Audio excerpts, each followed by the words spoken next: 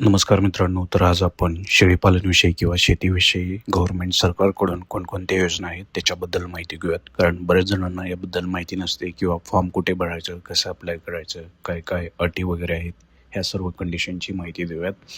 आणि खूप सारे इंस्टाग्राम, फेसबुक किंवा यूट्यूबला व्हिडिओ असतील जिथे ते डिटेल्स देत नाहीत, फक्त माहिती सांगतात, पण लिंक वगैरे दिलेली जात नाही. त्यामुळे बऱ्याच जणांना फायनली काही यश मिळत नाही किंवा बरेच जण तिथे वैतागलेले असतात. तर चला आपण ते जे काय सांगतात ते एकदा डिटेल्समध्ये सांगूयात आणि ॲट द एंड आपण तुम्हाला द्यायचं लिंक किंवा कुठे फॉर्म भरायचं हेही सर्व काही व्यवस्थित सांगूया. तर महाराष्ट्र शासनामार्फत मुख्यमंत्री ग्रामीण पशुधन उद्योजकता योजना आणि शेळी मेंढीपालन योजना राबवली जाते.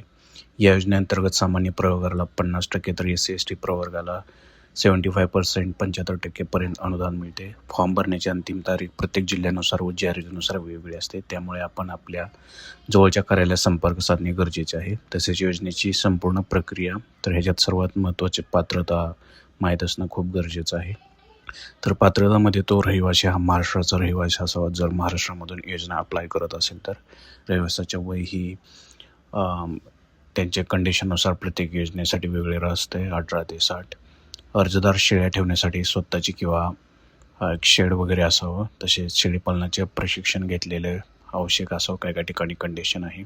आणि आवश्यक कागदपत्रे आहेत आधार कार्ड आणि बँक पासबुक जे आधारचं लिंक असावे, 7/12 अट जमिनीचा दाखला किंवा ग्रामपंचायतीचा हरकत दाखला, तसेच जात प्रमाणपत्र. आणि अर्ज करण्याची जर प्रक्रिया बघायची असेल तर बऱ्याच ठिकाणी ऑनलाईन नोंदणी होतात. सर्वप्रथम महाराष्ट्र शासनाचे आपले सरकार किंवा MahaDBT पोर्टलवर जाऊन अर्जदार नोंदणी करा. तसे फॉर्म भरणे, पोर्टलवर लॉग इन करून पशुसंवर्धन विभागाअंतर्गत शेळीपालन योजनेचा फॉर्म निवडा आणि संपूर्ण माहिती भरा. सर्व कागदपत्रे अपलोड करून ऑनलाईन स्कॅन करून जोडा. आणि ऑफलाईन फॉर्म किंवा तो फॉर्म भरल्यानंतर त्याची प्रिंट वगैरे काढून घेऊन आपल्या तालुका पशुसंवर्धन अधिकारी किंवा ग्रामपंचायत कार्यालयात जमा करावी. तर अर्ज छाननी झाल्यानंतर व मंजूर मिळाल्यानंतर शेळ्या मेंढ्या खरेदीसाठी डायरेक्ट बेनिफिट ट्रान्सफरद्वारे बँक खात्यात थेट अनुदानाची रक्कम जमा होते.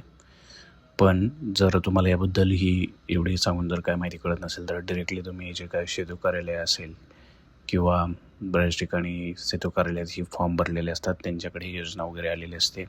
आणि ह्या योजनेचे डेट्स वगैरे ही काही वेळा मागे पुढे होतात. तर त्याच्यानुसार राईट डेटला तुम्ही तिथे जाऊन फॉर्म भरणं गरजेचं आहे. आणि एकदा का फॉर्म भरला तर बऱ्याचदा असंही होतं की बऱ्याचशा जणांच्या फॉर्म्स बँकमध्ये ॲक्सेप्ट केले जात नाहीत किंवा काही ना काही त्रुटी निघतात. तर अशाही काही गोष्टी आहेत जे तुम्हाला सहजासहजी लवकर मिळत नाहीत, परंतु तुम्ही जर योग्य प्रोसेस फॉलो केली तर तुम्हाला हे नक्की मिळू शकतं.